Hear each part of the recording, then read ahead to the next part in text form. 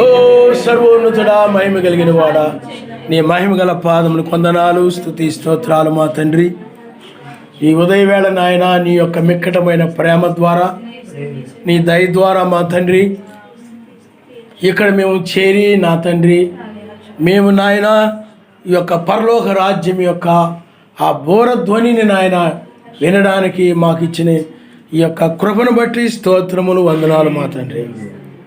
నాయన బిడ్డలు నాయన ఈ స్వరము విన్నప్పుడు వారి మర్త్యమైన వాటిని విడిచిపెట్టి, పూర్తిగా విడిచిపెట్టి అమర్త్యమైన దాన్ని ధరించుకుని ఇక వారి జీవితాల్లో మర్త్యమైనది మరి అన్నడూ కనబడని విధంగా నాయన రూపాంతరం చెందడానికి సహాయం చేయండి. బిడ్డలతో మీరు మాట్లాడమని, ఘనత మహిమ ప్రభావం పొందుకోమని యాశ్వమేశ్వరాన్ని మిక్కిలిగా బ్రతులాడు అడుగుచున్నాము. ఆమేన్. చూడండి, మనము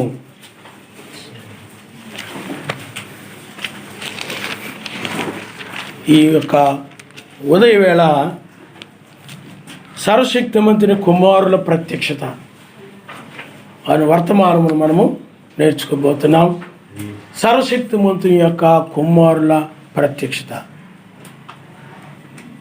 పిల్లారా, మనము 1 కొరింథీయులకు రాసిన పత్రిక 3వ అధ్యాయము 10వ వచనం నుండి మనం చదువుకుందాం. సర్వశక్తిమంతుడు నాకు అనుగ్రహించిన కృప చొప్పున నేను నేర్పరి అయిన శిల్పకారుని వలె పునాది వేసి తిని, మరి ఒకడు దాని మీద కట్టుచున్నాడు.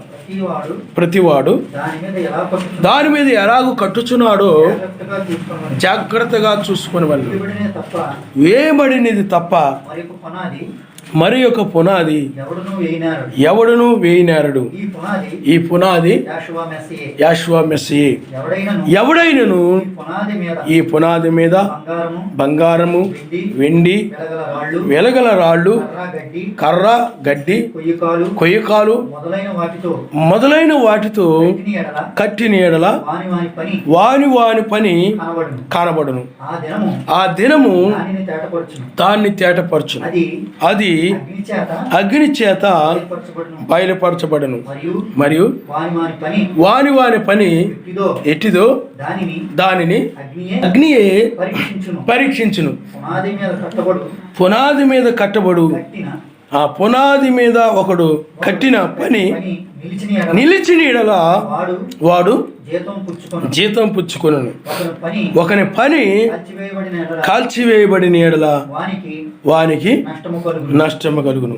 అతడు తన మట్టుకు తాను లేకపోతే తన మట్టుకు రక్షింపబడును గాని అగ్నిలో నుండి తప్పించుకున్నట్టు రక్షించబడును. చాలా మనిషితో హల్లెలూయా.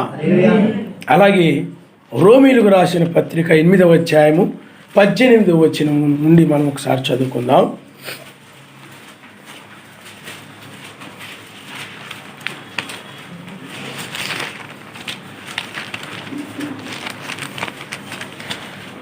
మన ఎడల ప్రత్యక్షము కావు మహిమ ఎదుట ఇప్పటి కాలపు శ్రమలు ఎనదగినవి కావని ఎంచుచున్నాను. సర్వశక్తిమంతుని కుమారుల ప్రత్యక్షత కొరకు సృష్టి మిగులు ఆశతో తేరుచూచు కనిపెట్టుచున్నది. ఏలయనగా సృష్టి నాశనముకు లోనైనటువంటి దాస్యములో నుండి విడిపింపబడి సర్వశక్తిమంతుని పిల్లలు పొందబోవు మహిమగల స్వాతంత్ర్యమును పొందుదను నిరీక్షణ గలదై స్వేచ్ఛగా గాక దాన్ని లోబరిచిన వాని మూలముగా వ్యర్థపరచబడిన సృష్టి యావత్తు ఇది వరకు ఏకగ్రీవంగా మూలుగుచు ప్రసవ వేదన పడుచున్నదని ఎరుగుదు. మా ఆయన నామనిస్తాను. హల్లెలూయా, హల్లెలూయా. అపోస్తలుడైన పౌలు గారు ఏం చెప్తూ ఉన్నారంటే, సర్వశక్తిమంతుని యొక్క కృపను బట్టి నేను ఆయన యొక్క పునాది మీద అనగా మెస్సి అనే పునాది మీద నేను పునాది వేసి తిని ఆయన నామనిస్తాను. హల్లెలూయా, హల్లెలూయా. నాకు అనుగ్రహించబడిన కృప చొప్పున, ఎందుకంటే ఆ పునాది మెస్సియే.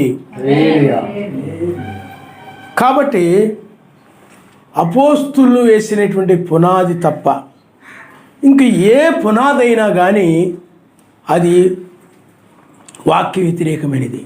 అది రాళ్ళుతో కట్టొచ్చు, బంగారము కానీ మిగులు వెలగలిగినటువంటి ఆ లోకరీతిగా సంబంధమైనదే తప్ప అది వాక్య సంబంధమైనది కాదు.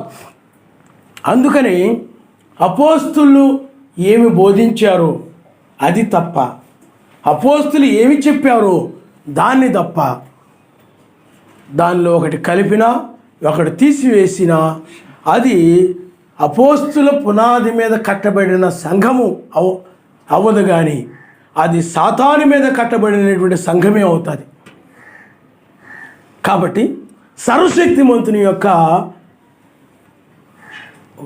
సంఘము అనేది, సమాజము అని అంటే అది వాక్యం మీద కట్టబడినటువంటిది, ఆ పునాది మీద కట్టబడి, బండ మీద కట్టబడినటువంటిది. ఆ బండ అనగా మెస్సయే. ఆ బండ మీద కట్టబడినటువంటి ఆయన యొక్క వధువు లేకపోతే ఆ సమాజము అది ఆయనది అవుతుంది. అది ఇసుక మీద కట్టబడింది, లేకపోతే లేకపోతే వెలగలిగిన వాటి మీద కట్టబడినది, అంటే రకరకాల సిద్ధాంతాల మీద, కల్పిత బోధల మీద, వాటి ఆచారాల మీద, రకరకాల వాటి మీద కట్టబడినటువంటివన్నీ కూడా సాతాను సంబంధమైనవి. అయితే అపోస్తులైన పౌలు గారు ఆ యొక్క అపోస్తుల కాలంలో, పిల్లారా, ఆ కాలంలో ఎఫెసు సంఘ కాలంలో అతడు మొట్టమొదట ఒక పునాది మీద సంఘాన్ని కట్టాడు. అది ఎఫెసు సంఘకాలమని మనము చూస్తున్నాం. ఆయన నామమున హల్లెలూయా, హల్లెలూయా. ఆ తర్వాత ఆ రకరకాలుగా కల్పిత బోధలు, కల్పిత సిద్ధాంతాలతో కూడినటువంటి బైబిల్లో ఏదో ఒక మాట పట్టుకుని, ఏదో ఒక వాక్యాన్ని పట్టుకుని ఆ వాక్యం పేరు మీద సంఘాలు రావడం, ఇలాగ బైబిల్లో బైబిల్లో ఎవరికి నచ్చిన మాటను వాళ్ళు తీసుకుని, ఒకడు ప్రార్థనా మందిరం అంటాడు, ఇంకోటి అంటాడు, ఇంకోటి శనివారం అంటాడు, ఇంకోటి యెహోవా సాక్షులు అంటాడు, ఇంకొక బోధ, ఇలాగ రకరకాల బోధలతో, రకరకాల సిద్ధాంతాలతో అనేక పునాదులు కనబడతా ఉన్నాయి. ఏది సత్యమైందో తెలియట్లేదు. అందుకనే పౌలు గారు అంటారు, అది అపోస్తుల బోధ లేకపోతే మెస్సీ యొక్క పునాది మీద కట్టబడిందా, లేకపోతే ఆ బండ మీద కట్టబడిందా, అనగా మెస్సీ పునాది మీద కట్టబడింది ఇల్లులా ఉందా, లేకపోతే సొంత పునాదుల మీద, సొంత వాళ్ళకి ఇష్టం వచ్చిన పునాదులు వాళ్ళు వేసుకుని ఆ విధంగా ఉన్నదా అనేటువంటిది ఆ దినము దాన్ని తేటపరుస్తుందని చెప్పాడు. ఆయన నామమున హల్లెలూయా. ఆ దినమేమిటి అని అంటే రెండవ రాకడ దినమే. ఆ రెండవ రాకడలో ఏది అపోస్తుల పునాది మీద ఉన్నదో, ఎవరు సర్వశక్తిమంతుని యొక్క కుమారులో, ఎవరు సాతాను కుమారులో, ఎవరు అపోస్తుల పునాది మీద ఉన్నారో, ఎవరు అపోస్తుల పునాది మీద లేరో ఆ దినమున తేటపరచబడుతుందని పౌలు గారు చెప్తున్నారు. ఆయన ఎందుకనంటే ప్రతి ఒక్కరు కూడా మేము అపోస్తుల పునాది మీదే ఉన్నాం, ప్రతి ఒక్కరు మేము అపోస్తుల పునాది మీద ఉన్నాం, మేము అపోస్తుల పునాది మీద ఉన్నాం, మా సంఘం సత్యమైనది, మా యొక్క బోధ సత్యమైనది, మేము కరెక్ట్ వేలో ఉన్నాం, నిజమైన మార్గములో ఉన్నాం, మాదే నిజమైన సంఘము, మాది నిజమైన సంఘము అని ఎవరికి వాళ్ళే అందరూ కూడా ప్రపంచంలో అభిప్రాయపడుతున్నారు. అప్పుడు పౌలు గారు ఉన్నప్పుడే అబద్ధపు పునాదుల మీద అబద్ధపు సంఘాలు కట్టబడడం అనేది ఆనాడే ఆరంభమైంది, ఆనాడే ఉంది. అందుకనే పౌలు గారు ఆ దినము దానిని తేటపరచునని చెప్పాడు. కాబట్టి ప్రపంచంలో ఈనాడు చూసినట్లయితే అనేక సంఘాలు ఉన్నాయి. నువ్వు అమెరికాకి వెళ్ళినా, లేకపోతే నీవు ఇండియాలో చూసినా, లేకపోతే నీవు ఆస్ట్రేలియాకి వెళ్ళినా, ఆఫ్రికాకి వెళ్ళినా, ఎక్కడికి వెళ్ళినా రకరకాల పునాదుల మీద కట్టబడినటువంటి రకరకాల బోధలతోటి, రకరకాల సిద్ధాంతాలతోటి కట్టబడి ఉన్నాయి.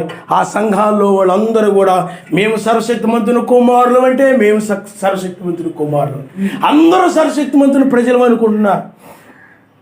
అందరూ ఏ సంఘానికి వెళ్ళినా మాదే నిజమైంది, మేమే సర్వశక్తిమంతుని కుమారులు అన్నారు.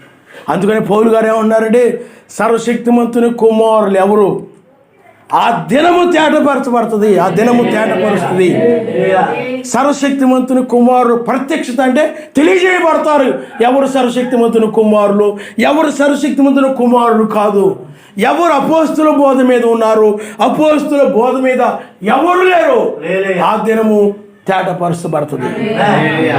అంతే తప్ప మాది కరెక్ట్ అన్నంత మాత్రాన సరిపోదు. కారణం ఎందుకంటే న్యాయాధిపతిగా రెండవసారి ఆయన వస్తాడు. ఆ న్యాయాధిపతి ఆయన ఏం చేస్తాడనంటే ఎవరు వాక్య ప్రకారంగా ఉన్నారో, ఎవరు అపోస్తుల బోధ మీద ఉన్నారో, ఎవరు అపోస్తుల బోధ మీద లేరు, ఆ న్యాయాధిపతి తేటపరుస్తాడు. అందుకనే న్యాయాధిపతి వచ్చే ఆ రెండవ రాకడ దినమే అది మనిషి కుమారుని దినము, అది న్యాయాధిపతి యొక్క దినము.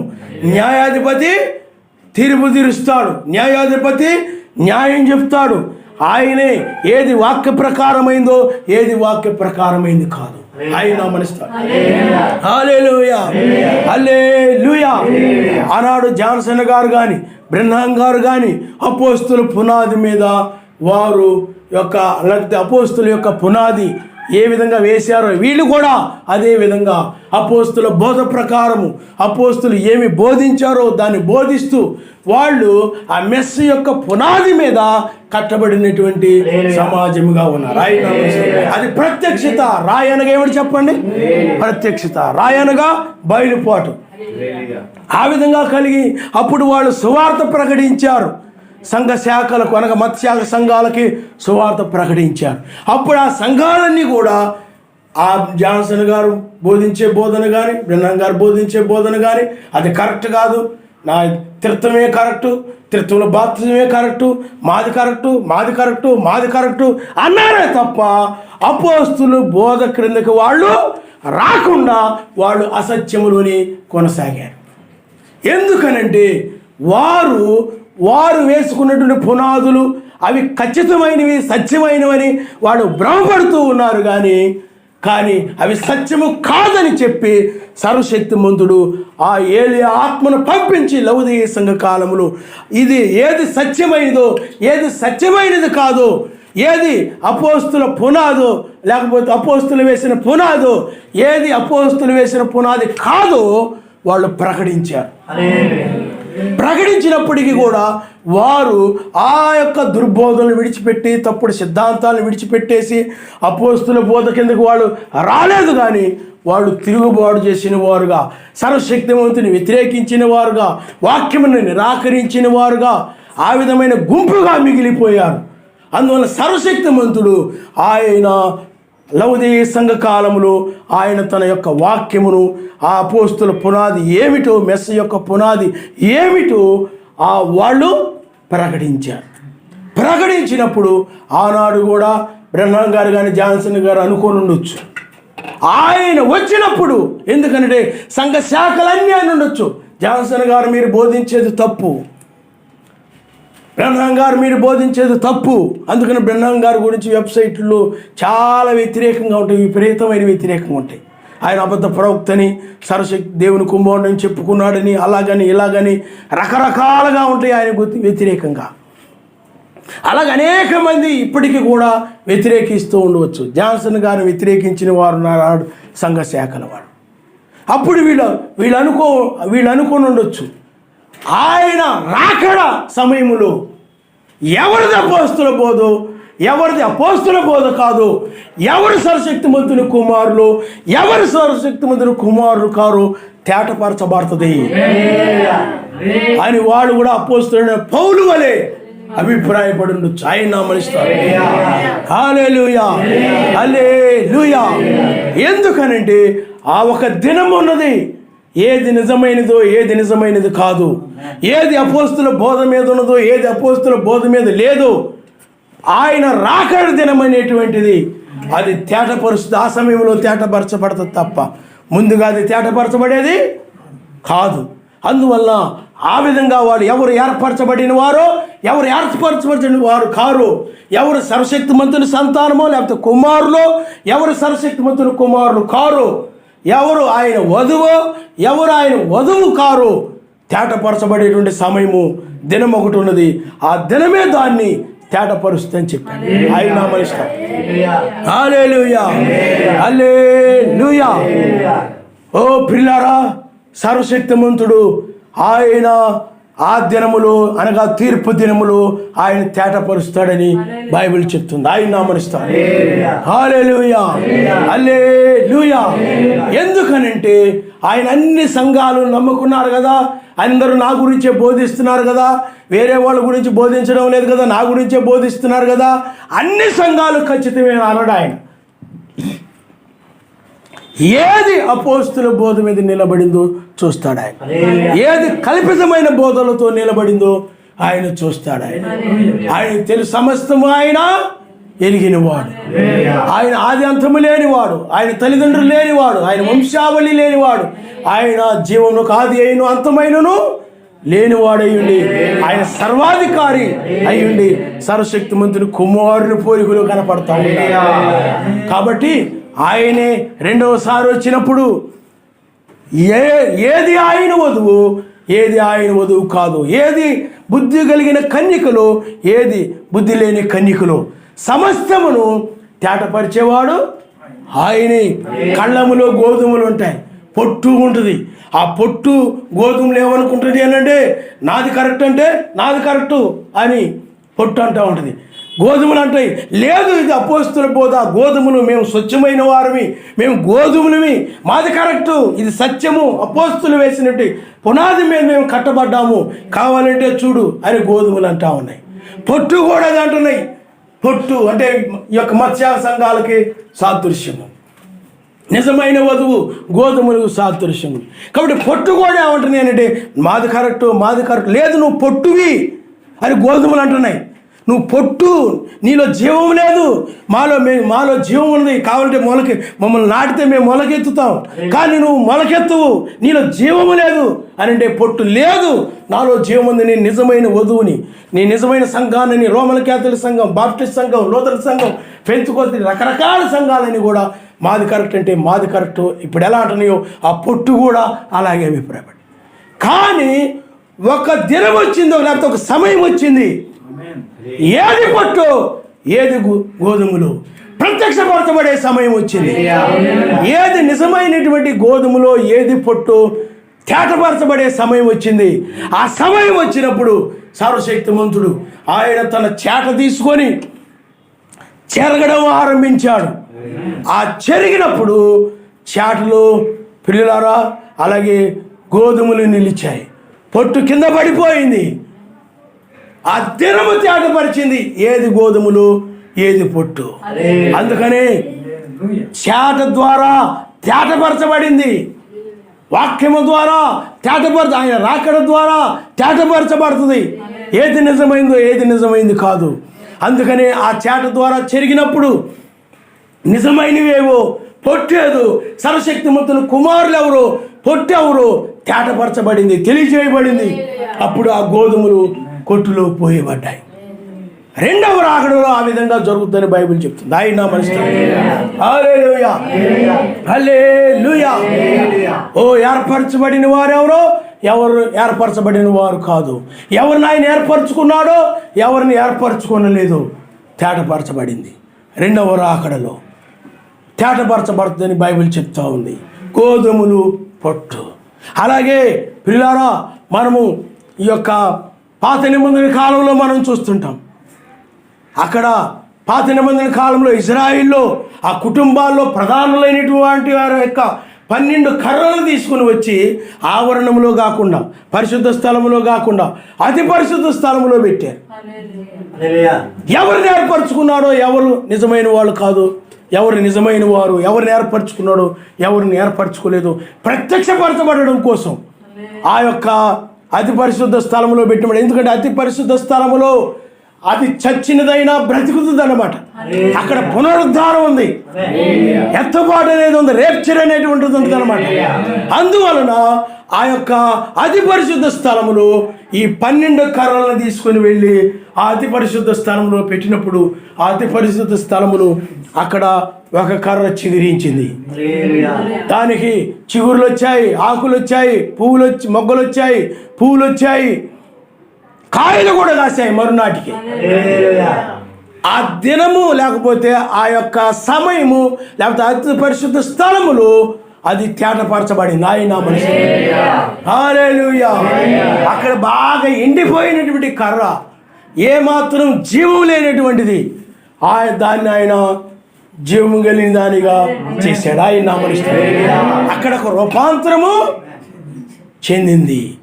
అదే మిగతావైనట్లయితే అవి తీసుకుని వెళ్ళి పరిశుద్ధ స్థలంలో పెట్టినప్పుడు ఎలా ఉన్నాయో తర్వాత కూడా అదే విధంగా ఉన్నాయి. ఏమి మార్పు లేవు, ఏమి అవి మొలకలేయలేదు, లేకపోతే ఏ విధంగా కూడా ఆకులు రాలేదు, ఏ విధంగా కూడా పువ్వులు పూయలేదు, ఏ విధంగా కూడా కాయలు కాయలేదు, కానీ అవి అలాగే ఉన్నాయి. కాబట్టి ఆయన ఎవరిని ఏర్పరచుకున్నాడో ఎవరిని ఏర్పరచుకోలేదు ఆ యొక్క అతి పరిశుద్ధ స్థలములో అది తేటపరచబడింది. ఆయన హల్లెలూయా హల్లెలూయా. అక్కడ ఆ యొక్క లేవీయులకు సంబంధించినటువంటి ఆ కర్ర, అహరోను కర్ర అది చిగురించినప్పుడు ఏం జరిగింది చెప్పండి? అది చిగురించినప్పుడు అది నిజమైనదని తెలియచేయబడింది, అది ఏర్పరచబడిందని తెలియచేయబడింది. మిగతా వాటిని అవి ఏర్పరచబడలేదని అర్థమవుతుంది. ఆయన మనస్సు హల్లెలూయా. అందుకని ఆవరణం అనగా మొదటి రాకడ, అలాగే పరిశుద్ధ స్థలం అనగా 7 సంఘకాలములు, అతి పరిశుద్ధ స్థలం అనగా అతి పరిశుద్ధ స్థలములో తీర్పు. అందుకని చూడండి, ఆయన 7 సంఘకాలముల తర్వాత, అందుకని పరిశుద్ధ స్థలంలో ఎన్ని సంఘకాలములు చెప్పండి? 7 సంఘకాలాలు. ఆ తర్వాత అతి పరిశుద్ధ స్థలం. అందుకని ఆయన మొదటి రాకడ, ఆ తర్వాత 7 సంఘకాలము 7 దూతలను ఆయన పంపించి 1995లో 1993లో ఆయన న్యాయాధిపతిగా వస్తున్నట్టు ఆయన ప్రకటించారు. 1995లో ఆయన న్యాయాధిపతిగా మారాడు. ఆయన అంటే పరిశుద్ధ స్థలములో నుండి అతి పరిశుద్ధ స్థలములోనికి ఆయన వచ్చాడు, న్యాయాధిపతిగా వచ్చాడు. ఇప్పుడు అతి పరిశుద్ధ స్థలములో ఆ యొక్క కర్రలు ఎలాగా పెట్టబడి ఉన్నాయో అలాగే ఇక్కడ కూడా ఆయన యొక్క వధువు, అలాగే అబద్ధ బోధ సంఘాలు కూడా ఇక్కడ నిలబడి ఉన్నాయి. ఆయన అతి పరిశుద్ధ స్థలములో ఉన్నాడు. ఇప్పుడు ఆయన న్యాయాధిపతిగా ఆయన ఉన్నాడు. ఆ తీర్పు సింహాసనం మీద ఆయన ఉండి ఇప్పుడు ఆయన ఏం చేస్తున్నాడంటే ఎక్కిరమ్ము అని పిలుస్తూ ఉన్నాడు. ఆయన మనుషులు ఈ తెల్లవారుజామున వేకు నక్షత్రముగా ఆయన వచ్చాడు. ఇప్పుడు వేకు నక్షత్రముగా ఆయన వచ్చాడు. జాన్సన్ గారి తర్వాత అనంటే జాన్సన్ గారి యొక్క వర్తమానము అపోస్తుల బోధ మీద వేయబడిందని రుజువు చేయబడుతుంది. ఆయన మనుషులు హల్లెలూయా హల్లెలూయా. అపోస్తుల బోధ మీద, అది అపోస్తుల పునాది మీద కట్టబడింది కాబట్టి జాన్సన్ గారి తర్వాత వేకు నక్షత్రం అని, ఆ వేకు నక్షత్రం అనగా రాకడని, అదే హెబ్రీయులకు రాసిన పత్రికలో ఆయన తన కొరకు కనిపెట్టుకుని వారి రక్షణ నిమిత్తమై ఆయన వస్తాడని, ఆ తెల్లవారుజామున వస్తాడని లేఖనం తెలియజేస్తున్న ప్రకారము ఆయన కృపా సింహాసనం మీద, తీర్పు సింహాసనం మీదకి ఆయన మారిన తర్వాత వేకు చుక్కుగా ఇప్పుడు బయలుపరుచుకొని ఆయన తెల్లవారుజామున ఏం చేస్తున్నాడంటే ఎక్కిరమ్ము అని పిలుస్తూ ఉన్నాడు. ఎక్కిరమ్మని ఆయన పిలుస్తూ ఉన్నప్పుడు ఎవరైతే వేకు నక్షత్ర వర్తమానం విశ్వసించారో, నమ్మారో, వారు ఇది ఆయన యొక్క రాకడని అంగీకరించారో వారు సర్వశక్తిమంతుని కుమారులని ప్రత్యక్షపరచబడుతూ ఉన్నారు. ఎవరైతే వేకు నక్షత్ర వర్తమానాన్ని తిరస్కరించారో వారు సర్వశక్తిమంతుని కుమారులు కాదు అని ప్రత్యక్షపరచబడుతున్నారు. ఆయన హల్లెలూయా. అందుకని ఎక్కిరమ్మనే స్వరమును, ఆ బోరధ్వనిని ఆయన వధువు అంగీకరించింది. ఆ బోరధ్వనిని తిరస్కరించింది ఆయన యొక్క వధువు కాదు. అందుకనే నీవు అహరోను కర్ర ఏ విధంగా అయితే ఎండిపోయిన కర్ర, అది ఏ విధంగా అయితే చిగురించి అది పచ్చగా మారిపోయి అది ఆకులు వేసి పువ్వులు పూసి అది ఆ యొక్క కాయలు కాసిందో, బాదం కాయలు వలె ఆ కాయలు, బాదం కాయలు ఏ విధంగా అది కాసిందో అలాగే నీవు కూడా ఇప్పుడు ఒక రూపాంతరము చెందుడు ద్వారా నీవు ఆయన యొక్క కుమారుడు కుమార్తెవని ప్రత్యక్షపరచబడుతుంది. హల్లెలూయా హల్లెలూయా. అదే మిగతా, ఎందుకంటే మిగతావైనట్లయితే పరిశుద్ధ అనగా మిగతా కర్రలైనట్లయితే అవి రూపాంతరం చెందలేదు.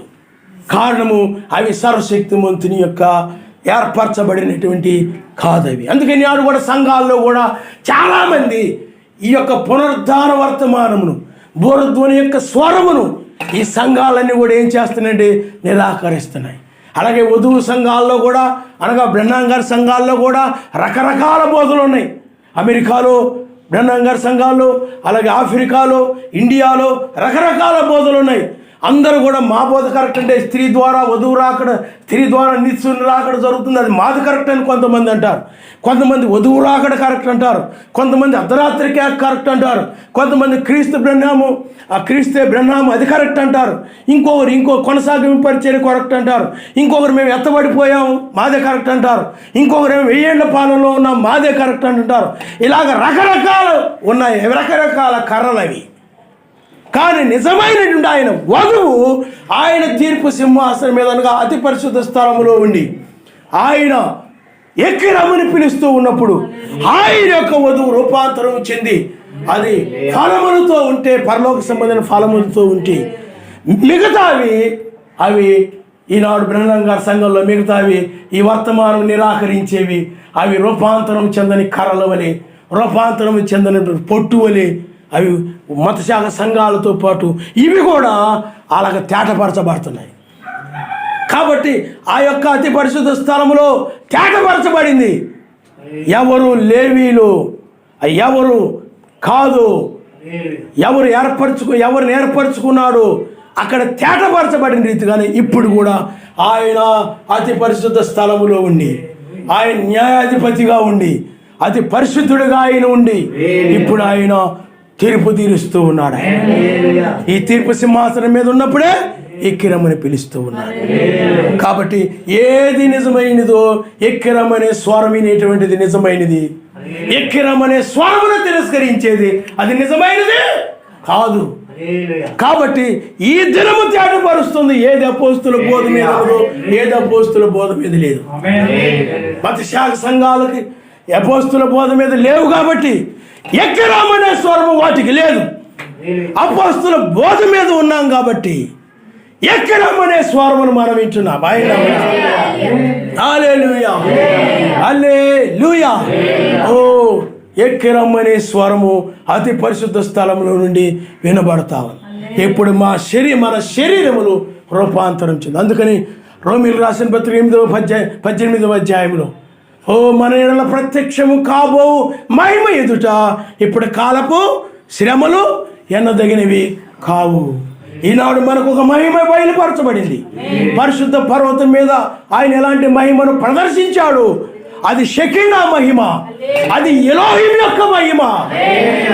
ఆ మహిమ ఇప్పుడు ప్రత్యక్షపరచబడింది కనుక ఇప్పుడు నీవు ఈ మహిమలో ఆయన పరిశుద్ధ పర్వతం మీద ఎలాగ రూపాంతరం చెందాడు. ఆ ఎండిపోయిన కర్ర పరిశుద్ధ పర్వతం మీద అనగా ఈ లోక సంబంధమైన శరీరం కలిగినటువంటి ఆ యొక్క కర్ర వలె ఉన్న ఆయన పరిశుద్ధ పర్వతం మీద ఆయన రూపాంతరము చెందాడు. అదే రూపాంతరాన్ని ఇచ్చుట కొరకై ఆయన తీర్పు సింహాసనం మీద ఉండి అతి పరిశుద్ధ స్థలములో ఉండి ఎక్కి రమ్మున ఆయన పిలుస్తూ ఉన్నాడు. నీవు కూడా అహరోను కర్రవలే నీవు కూడా ఇప్పుడు నూతనమైన దాన్ని పొందుకొని, నూతన రాజ్యాన్ని పొందుకొని, నూతన శరీరమును పొందుకొని, పాతది పోయి, ఎండిపోయిన జీవితం పోయి, లోక సంబంధమైన జీవితం పోయి, నూతనమైనటువంటి ఆ పరసంబంధమైనటువంటి శరీరమును, ఆ నూతనమైన రాజ్యమును నీవు పొందుకోవడం అనేటువంటిది అతి పరిశుద్ధ స్థలములో జరుగుతూ ఉంది. ఆయన నామమున హల్లెలూయా, హల్లెలూయా. తేటపరుస్తుంది ఆ దినము ఈ దినమే. ఆయన పౌలు గారు ఏమి చెప్పారు? ఇదే యుగ బైబిల్ చెప్తుంది, యుగాంతమందు ఉన్నటువంటి మనకు ప్రియులారా విమోచన దినమని, ఇదే ఆ మెస్సీ యొక్క దినమని, తీర్పు దినమని రకరకాల పేర్లతో పిలవబడతాం. ఆపద్ దినమని. కాబట్టి ఈ దినములో ఏది నిజమైనదో ఏది నిజమైనది కాదో బోరధ్వని వలన, ప్రధాన శబ్దం వలన తేటపరచబడతాయి. ఎక్రమ్ అనే స్వరము.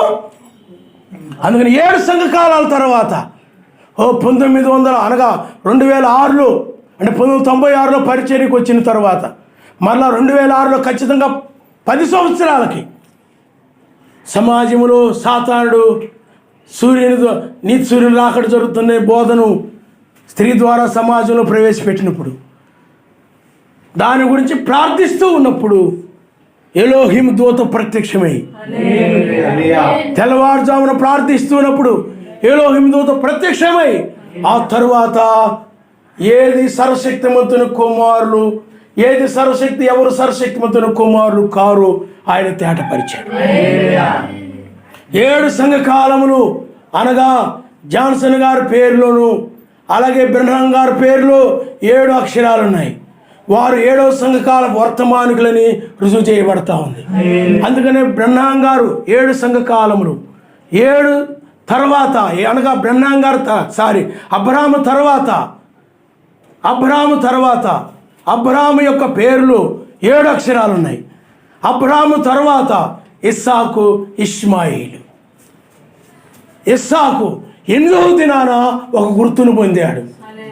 ఇష్మాయేలు 13వ ఏట ఒక గుర్తును పొందాడు. కాబట్టి 7 తర్వాత 8, 13. అక్కడ ఇస్సాకు సంఖ్య 8 అయి ఉండగా ఇష్మాయేలు సంఖ్య 13.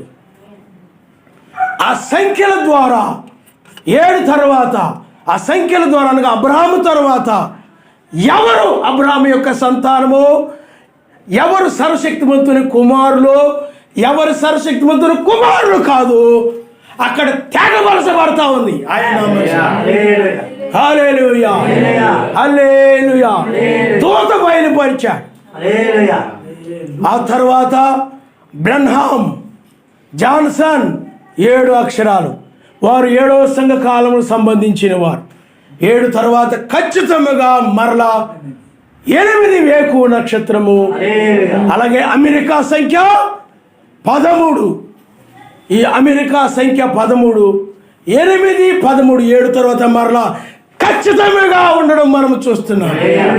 అబ్రహాము సంతానం ఎవరు? ఆనాడు శరీర సంబంధమైన అబ్రహాము సంతానం ఎవరు? 8, 13 తేటపరచబడ్డాయి.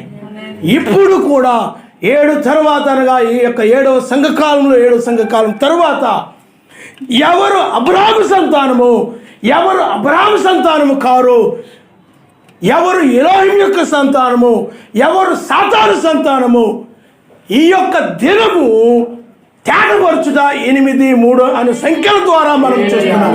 ఆయన నామమున హల్లెలూయా. 7 సంఖ్యలు, 7 సంఘకాలం, 7 నక్షత్రాల తర్వాత వేకువ నక్షత్రముగా ఆయన ఉన్నాడు. ఆయన సంఖ్య 8. మరలా ఇక్కడ ప్రపంచంలో ఒక స్త్రీ 13 అనగా స్త్రీ. అందుకని అమెరికా స్త్రీ దేశం.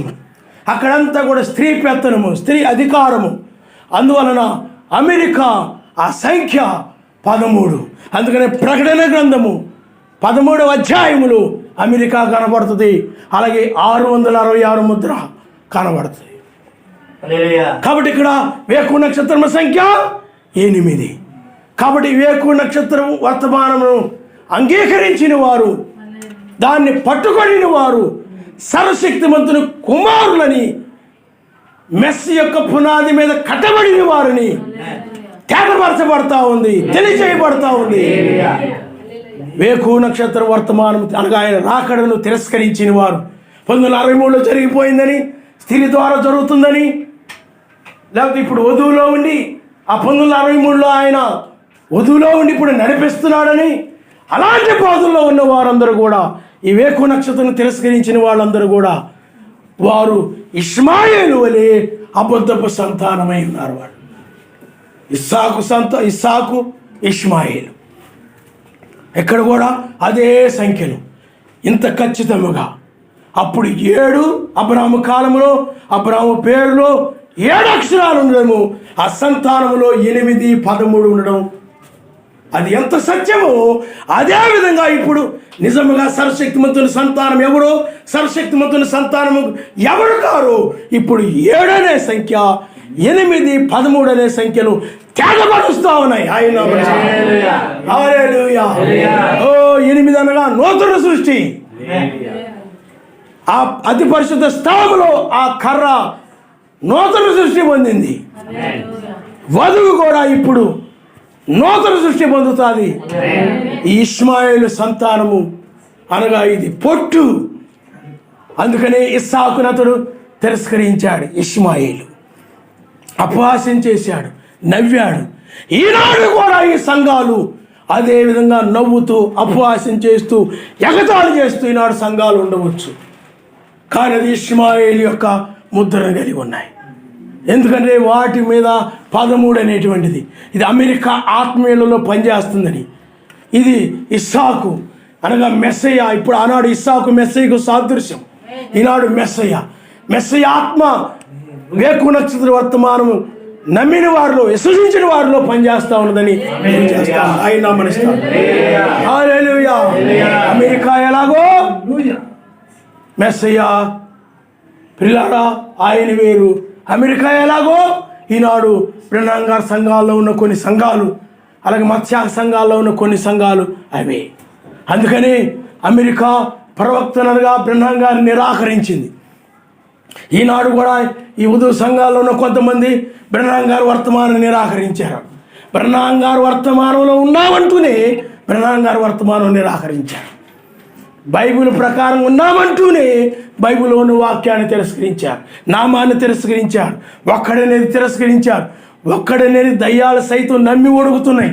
కానీ ఈ గుంపుకు లేదు, అది ఆయన ఒక్కడు.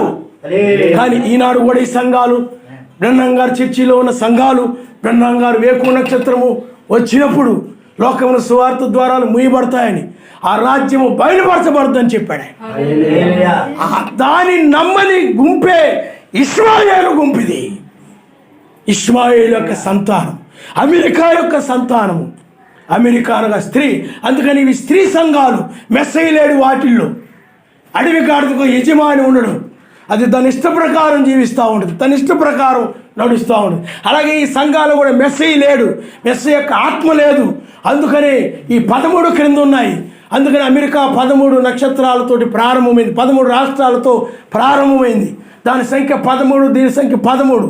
అది ఎలాగైతే అది యజమాని లేని సంఘం అమెరికా దేశంగా ఉందో, ఈనాడు కూడా ఈ సంఘాలు అదేవిధంగా మెస్సయ్య యొక్క ఆత్మ లేకపోతే మెస్సయ్య లేనటువంటి సంఘాలుగా ఇవి ఉన్నాయి. అందువల్ల ఆ సర్వశక్తిమంతుడు కుమారులు ఎవరు, కుమార్తెలు కాని వారెవరు ఇప్పుడు ప్రత్యక్షపరచబడడం మనం చూస్తున్నాం. ఆ మహిమ ప్రత్యక్షమైనప్పుడు అని బైబిల్ చెప్తుంది. ఆ మహిమే ఆ అతి పరిశుద్ధ స్థలంలో షకీనా మహిమ, ఆయన షకీనా మహిమ, ఆ మహిమ బయలుపరిచింది. ఇప్పుడు కూడా అదే షకీనా మహిమ, అదే ఆ రాజ్యము ఎవరు నిజమైన వారు, ఎవరు నిజమైన వారు కాదు తెలియజేస్తాం. అందుకని 8 అనగా నూతనమైనటువంటిది. 8 మందిలో నూతన జనాంగం వచ్చారు. నో కాలంలో నో సంతానం 8 మంది, వాళ్ళు నూతన జనాంగం వచ్చారు, కొత్త జనాంగం వచ్చారు. ఇప్పుడు 8లో నువ్వు కూడా కొత్త దాన్ని నువ్వు పొందుకున్నావు, నూతనమైన దాన్ని నువ్వు పొందుకుంటున్నావు. 8వ దినములో మనం ఉన్నాం. ఆయన మనిషి. హల్లెలూయా, హల్లెలూయా. ఓ తేటపరిచేటువంటి వాడు ఆయన ఈ చివరి కాలంలో. ఆయనే ఇప్పుడు ఎవరు ఆయన సంతానమో ఎవరు సంతానము కాదు. అందుకని సృష్టి యావత్తు కూడా ఈ ప్రత్యక్షత కొరకే ఎదురు చూస్తా ఉంది. మీకు అర్థమవుతుందండి? ఎండిపోయిన దాని నుండి విమోచించబడినటువంటి ఆ కర్ర ఎలాగో ఇది కూడా ఎండిపోయేటువంటి నశించేటువంటి శరీరము కాస్త రూపాంతరం చెందేటువంటి ఆ మహిమ, అంటే అది రూపాంతరం చెందేటువంటి మెస్సీ ఎలాగైతే పరిశుద్ధ పర్వతం మీద రూపాంతరం చెందాడు, మహిమ ఆ రూపాంతరం చెందేటువంటి దేహం నుండి విమోచించబడేటువంటి ఆ మహిమ కొరకై, ఆ సర్వశక్తిమంతుని కుమారుల ప్రత్యక్షత కొరకై సృష్టి యావత్తు ఎదురు చూస్తా ఉంది. ఇప్పుడు ఆ సృష్టి సర్వశక్తిమంతుని కుమారుడు 8వ దినములో వేకు నక్షత్రం వర్తమానమును లేకపోతే ఈ మహిమను బయలుపరచబడు ద్వారా, ఆ రాజ్యము బయలుపరచడం ద్వారా ఆ రాజ్యం రాబోతూ ఉన్నదని, ఆ మహిమ రాబోతూ ఉన్నదని, నేను కూడా విమోచించబడతానని ఇప్పుడు సర్వశక్తిమంతుని కుమారుడు ప్రత్యక్షపరచబడు ద్వారా అది మూలుగు నుండి సంతోషంగా మారిపోతారు. హల్లెలూయా. ఎప్పుడు వస్తారా? ఆ దేహం నుండి విమోచించబడే మహిమ ఎప్పుడు వస్తా? ఆ సర్వశక్తిమంతుని కుమారులు నిజమైన కుమారులు. ఎందుకంటే సృష్టికి కూడా తెలుసు పనికిమాలిన వాళ్ళు ఉన్నారు, నిజమైన వాళ్ళు ఉన్నారు. ఆ నిజమైన కుమారులు ఎవరో? అందరూ మేము సర్వశక్తిమంతుని కుమారులు, అందరూ సర్వశక్తిమంతుని కుమారులు, అందరూ బ్రహ్మం గారి వర్తమానంలో, ప్రవక్త వర్తమానంలో ఉన్నాం, 7 దూత వర్తమానంలో ఉన్నాం, అందరూ జాన్సన్ గారి వర్తమానంలో ఉన్నాం, లేకపోతే ఇలాగా మేము అపోస్తుల బోధ మీద ఉన్నాం, అపోస్తుల బోధ ప్రకారం ఉంటున్నాం, ఎవరి కూడా చెప్పుకుంటూ ఉన్నారు. కానీ సార్ ఆ మహిమ ప్రత్యక్షమైనప్పుడు, ఆ బోరధ్వని ప్రత్యక్షమైనప్పుడు, ఆ బోరధ్వని వలన వీళ్ళు మహిమను పొందుతారు, శరీరం రూపాంతరం చెందుతాయి, ఈ దేహం నుండి విమోచించబడతారు. దా ప్రత్యక్షత కొరకు ఎదురు చూస్తున్నటువంటి ప్రకృతి ఈ దినములో అది ప్రత్యక్షపరచబడు ద్వారా, ఆ మహిమ ప్రత్యక్షపరచబడు ద్వారా సర్వశక్తిమంతుడు. ఎందుకంటే ఆ మహిమే ప్రత్యక్షపరుస్తూ ఉంది, ఆ రూపాంతరమే ప్రత్యక్షపరుస్తుంది. ఎవరు సర్వశక్తిమంతుని కుమారులు, ఎవరు సర్వశక్తిమంతుని కుమారులు. ఎవరు ఎత్తబడు ద్వారా నువ్వు సర్వశక్తిమంతుని కుమారులు రుజువు చేయబడతావు. విడిచిపెట్టబడు ద్వారా నువ్వు సర్వశక్తిమంతుని కుమారులు కాదని, నువ్వు 8లో ఉండడం ద్వారా, వేకు నక్షత్రములో ఉండడం ద్వారా, వేకు నక్షత్రము నీ హృదయంలో ఉదయించడం ద్వారా నీవు నూతన సృష్టి కింద ఉన్నావని అర్థం. నూతన సృష్టిలోకి, ఆ మహిమ శరీరంలోనికి, నూతనమైన దానిలోనికి నువ్వు ప్రవేశిస్తావని అర్థం. 13 కింద ఉండడం ద్వారా నీకు అమెరికా క్రింద ఉన్నావని అర్థం, అమెరికా ఆత్మ నీలో ఉందని అర్థం. ఇప్పుడు తేటపరచబడు దాన్ని బట్టి. ఎందుకంటే పోప్ అనేవాడు అమెరికా నుండి వచ్చి ఈ 2000 సంవత్సరాల చరిత్రలో ఉత్తర దక్షిణ అమెరికా ఖండాల నుండి ఎవరు పోపుగా రాలేదు. ఇప్పుడు పోపుగా వచ్చాడు పోప్ ఫ్రాన్సిస్. అతడి సంఖ్య 13, అతడి సంఖ్య 13. కాబట్టి పిల్లారా, వీళ్ళందరూ కూడా 13 క్రింద ఉన్న వాళ్ళందరూ, వేకు నక్షత్ర వర్తమానం తిరస్కరించిన వాళ్ళందరూ కూడా, ఎందుకంటే 1995లో ఆయన దిగి వచ్చాడంటే నమ్మని ఈ గుంపంతా కూడా రేపు పోపు పాలన కిందకి వెళ్ళిపోతారు. నిజమైనటువంటిది ఇప్పుడు సర్వశక్తి కుమారులుగా వాళ్ళు ఈ ఆయన యొక్క వాక్యమును సూచించడం ద్వారా ప్రత్యక్షపరచబడుతూ ఉన్నారు కనుక ఈ శరీరం రూపాంతరం చెంది పైకి కొనుకోబడతారు. హల్లెలూయా, హల్లెలూయా. ప్రతి దానికి ఒక సమయం కలదని బైబిల్ చెప్తాం. అలాగే ఇప్పుడు కూడా ఎవరు సర్వశక్తిమంతుని కుమారులు, ఎవరు సర్వశక్తిమంతుని కుమారులు కాదు, ప్రత్యక్షపరచబడే సమయం. అందుకనే ఆనాడు రాజుగా, ఆ యొక్క రాజు అనగా అహశ్వేరోషు రాజు కాలంలో రాణిగా ఎన్నిక చేయబడిన కొరకై చాలామంది స్త్రీలు వచ్చారు. అందరూ కూడా నేను ఎన్నిక చేయబడిందాన్ని, నేను ఎన్నిక చేయబడిందాన్ని, నేను కరెక్ట్గా ఉన్నాను, నేను బాగున్నాను, నేను చక్కగా ఉన్నాను. కాబట్టి రాజు నన్నే ఎన్నుకుంటాడు, నిన్ను ఎన్నుకోడు, నువ్వు కరెక్ట్గా లేవు, నువ్వు సరిగా లేవు, నేనే బాగున్నాను, నన్నే ఎన్నుకుంటాను, ఎవరికి వాళ్ళే అనుకుంటున్నారు. కానీ ఆ రాజు వచ్చినప్పుడు, పిల్లారా, ఆ రాజు వచ్చినప్పుడు త్యాగపరచబడింది రాణి ఎవరు? హల్లెలూయా. ఆ రాజు వచ్చి ఎస్తేరు యొక్క తల మీద ఆ రాజ్య కిరీటాన్ని పెట్టాడు. రాజ్య కిరీటం అది ఆయన నామం. అందుకని వాడబారిన మహిమ కిరీటము పొందుతారని బైబిల్ చెప్తారు. ప్రధాన కాపరి ప్రత్యక్షమైనప్పుడు, ప్రధాన దూత ప్రత్యక్షమైనప్పుడు, ప్రధాన దూత అనగా ఆయనే కాబట్టి ఆయన ఇప్పుడు ప్రత్యక్షమైనప్పుడు ఆయన కిరీటంతో వచ్చాడు కనుక వాడబారిన మహిమ కిరీటంతో వచ్చాడు. ఈ కిరీటము ఎవరు ధరించుకుంటారు? ఎందుకంటే ఆ కిరీటం అనగా మహిమ శరీరము. ఇది ఎవరు పొందుకుంటారు ఈ మహిమని? వారే రాణిగా ఎన్నిక చేయబడినట్లే. దీన్ని తిరస్కరించిన వారంతా కూడా రాణి కాదు, వాళ్ళ మీద కిరీటం పెట్టబడలేదు. కిరీటం పెట్టబడడం ద్వారా రాణి ఎవరో ప్రత్యక్షపరచబడింది ఆయన నామనిస్తారు. ఇప్పుడు కూడా నీవు వాడబారిన మహిమ కిరీటం పొందడం ద్వారా, ఎందుకంటే ఆయన తన మహిమతో వచ్చాడు, మహిమతో ప్రత్యక్షమవుతాడని బైబిల్ చెప్తాం. అందుకనే ఆయన 2000 సంవత్సరం నాడు ఎట్టి మహిమతో లేచాడో అదే మహిమతో వచ్చాడు. అందుకనే చూడండి, ఆయన 8వ దినములో లేచాడు, తెల్లవారుజామున లేచాడు, 3వ దినములో లేచాడు. అదే మహిమను ఇప్పుడు బయలుపరిచాడు. అదే 8వ దినాన్ని, అదే తెల్లవారుజామున, అదే 3వ దినాన్ని ఇప్పుడు బయలుపరిచాడు. తన మహిమను అనగా రూపాంతరాన్ని ఆయన బయలుపరిచాడు. ఆ మరణమును ఎలా జయించాడు, ఆ మరణం నుండి ఎలా తిరిగి లెగిచాడు, ఇప్పుడు కూడా మనము లోకమును ఎలా జయించాలో, ఈ లోకం నుండి పైకి ఎలా ఎత్తబడాలో, తన యొక్క మహిమను ఆయన ప్రత్యక్షమై ఇప్పుడు బయలుపరుస్తూ ఉన్నారు. ఇట్టి మహిమ ఎవరికైతే ప్రత్యక్షపరచబడతారో, ఎవరైతే దీన్ని గ్రహిస్తారో, లోక జ్ఞానులకు వివేకులుగా ఆయన మరుగు చేసి పసిబాలులకు ఆయన బయలుపరుస్తున్నాడు. ఈ బయలుపరచబడిన వాక్యం ఎవరికి బయలుపరచబడుతుందో, ఎవరు పట్టుకుంటారు వారు ఇప్పుడు ఆ కిరీటాన్ని పొందుకున్నట్టు ద్వారా సర్వశక్తిమంతుని కుమారులని తేటపరచబడతారు.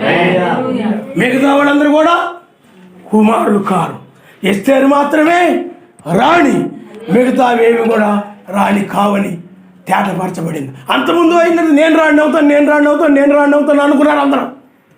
కానీ రాజు వచ్చినప్పుడు ఎవరు రాణో ఆయన తేటపరిచాడు. ఇప్పుడు కూడా అంతే. వధువు ద్వారా అనగా స్త్రీ ద్వారా 2వ రాకడ జరుగుతుందని బోధించేవాడు నన్ను ఆయన ఎన్నుకుంటాను అనుకున్నారు. అర్ధరాత్రి కేకోళ్ళు నన్ను ఎన్నుకుంటాడు అనుకున్నారు. కొనసాగింపు పరిచర్యలు నన్ను రాణిగా ఎన్నుకుంటాడు అనుకున్నారు. అంతరాయణ తృణీకరించి వాక్యం అనే పునాది మీద ఉన్నటువంటి ఆయన వధువుని ఎన్నుకున్నాడు. కల్పిత పునాదుల మీద ఉన్నటువంటి వీటిని తిరస్కరించేశాడు ఆయన. కాబట్టి మహిమ కిరీటం పొందుడు ద్వారా అది తేటపరచబడతా ఉంది. ఆయన హల్లెలూయా. ఆయన అతి పరిశుద్ధ స్థలంలో ఇప్పుడు ఉన్నాడు. ఆయన 7 సంఘకాలంలో ఆయన లేడు. తీర్పు సింహాసనం మీద ఆయన ఇప్పుడు ఉండి తన మహిమను తన వధువుకి ఇచ్చి ఆయన పైకి తీసుకుని వెళ్ళి లోకమును ఆయన శిక్షించబోతూ ఉన్నాడు. ఇప్పుడు మహిమతోనూ కొనుకోబడతాం. ఆయన ఎట్టి మహిమ కలిగి ఉన్నాడో నీవు కూడా అట్టి మహిమతో ఆయన్ని ఎదుర్కొనబోతూ ఉన్నావు కనుక ఇప్పుడు ఈ దినము ఎవరు నిజమైన వారు కాదు, ఎవరు అబ్రహాము సంతానము, ఎవరో నిజమైన అబ్రహాము సంతానము కాదు. ఆనాడు తేటపరచబడిన రీతిగానే ఇప్పుడు కూడా తేటపరచబడతా ఉంది. కాబట్టి పిల్లారా ఆలోచన చేయండి. ఆయన యొక్క సంతానము ప్రత్యక్షమైనప్పుడు ఆ ప్రత్యక్షత కొరకు సృష్టి యావత్తు ఎదురు చూస్తూ ఉంది, మూలుగుతూ ఉంది. ఇప్పుడు ఆయన కుమారులు ప్రత్యక్షమవుతున్నటువంటి కాలంలో మనం ఉన్నాం. ఆయన కుమారులు ఎవరు కాదో ప్రత్యక్షపరచబడతా ఉంది. అబ్రహాము యొక్క నిజమైన సంతానం ఎవరో, అబ్రహాము యొక్క నిజమైన సంతానం కాని వారు ఎవరు, నిజమైన బ్రహ్నాం గారి వర్తమానం క్రింద ఎవరు ఉన్నారో, బ్రహ్నాం గారి వర్తమానం క్రింద ఉన్నామని చెప్పి బ్రహ్నాం కింద వర్తమానం క్రింద ఎవరు లేరు, ఇప్పుడు తేటపరచబడతాం.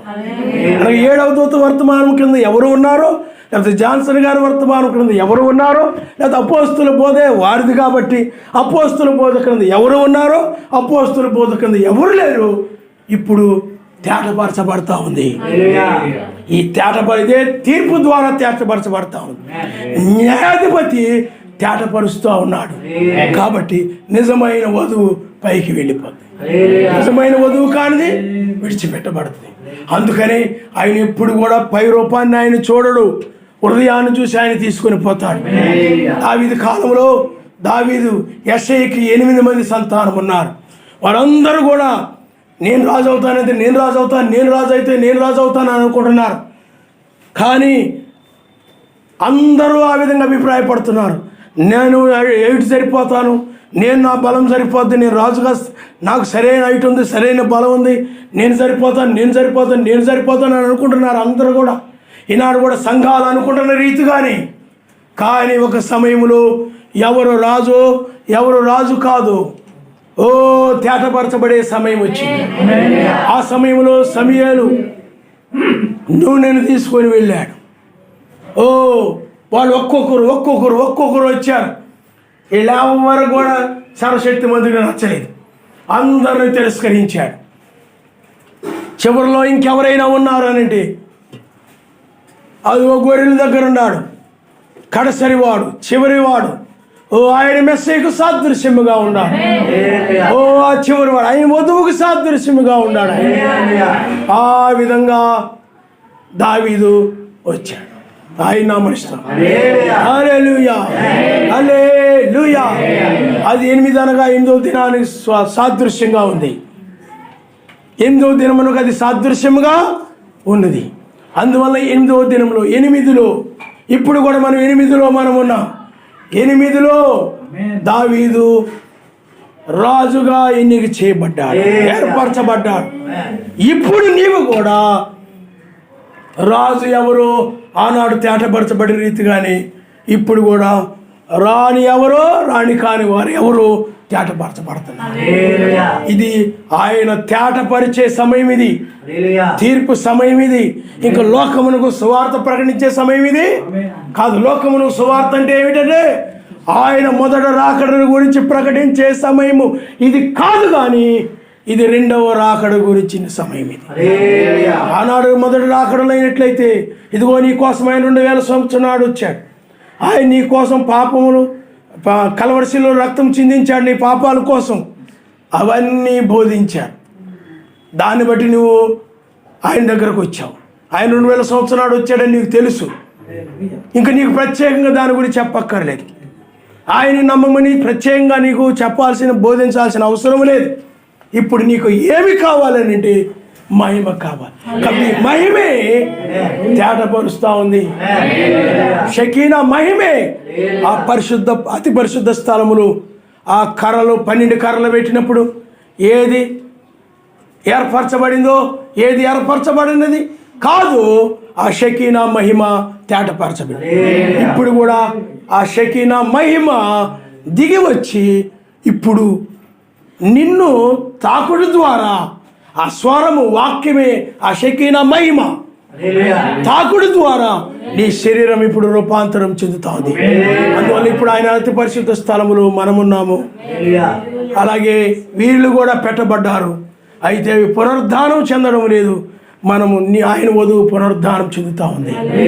ఇప్పుడు నువ్వు పునరుద్ధానం చెందడం ద్వారా ప్రకృతి కూడా సృష్టి కూడా పునరుద్ధానం చెందుతాయి. హల్లెలూయా. అందుకని నీ పునరుద్ధానం కొరకే, నీ మహిమ కొరకే సర్వశక్తిమంతుల కుమారులు ఆ పునరుద్ధానముతో ప్రత్యక్షమగుడు కొరకే ప్రకృతి ఎదురు చూస్తూ ఉంది. ఇప్పుడైనట్లయితే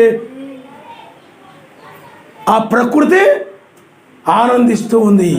అందువల్ల పిల్లారా, ఈ వర్తమానం నువ్వు వింటున్నావు అనుకోవచ్చు, కానీ వర్తమానం ప్రకృతి అంతటిలోకి వెళతా ఉంది. అవి వినగలుగుతా ఉన్నాయి. అవి విమోచన కలగబోతున్న సమయాన్ని బట్టి, విమోచన కార్యము ఆరంభమైన దాన్ని బట్టి, ఎందుకంటే అది సర్వశక్తిమంతుల కుమారుల దగ్గర ఉండే విమోచన కార్యం ఆరంభమవుతుంది. ఆ తర్వాత యూదులను విమోచిస్తాడు 1,44,000 మందిని. ఆ తర్వాత ప్రకృతిని ఆయన విమోచిస్తాడు.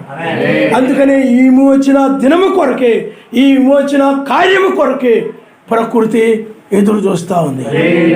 కాబట్టి ఇప్పుడు ఆ విమోచన దినము మనకు బయలుపరచబడింది. విమోచించడం కొరకు ఆ మహిమ వచ్చింది. ఆ యొక్క అతి పరిశుద్ధ స్థలములో ఉన్న ఆ కర్రని అదే విమోచించింది.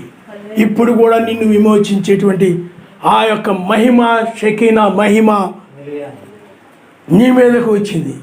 ఇప్పుడు నీవు కూడా ఆ యొక్క వాక్యమే, ఆ మహిమ, ఆ పరిశుద్ధాత్మే, ఆ మహిమ, ఇప్పుడు నీవు కూడా ఆ రూపాంతరం పొంది పైకి కొనుగోబడతావు. కాబట్టి ఇప్పుడు ఆ మహిమ ప్రత్యక్షపరచబడే సమయంలో మనము ఉన్నాం. కాబట్టి ఇప్పుడు నీవు ఈ యొక్క వర్తమానమును బట్టి, వేకు నక్షత్రమును బట్టి, ఎందుకంటే బైబిల్లో తెల్లవారుజామునే పునరుద్ధానం జరిగింది.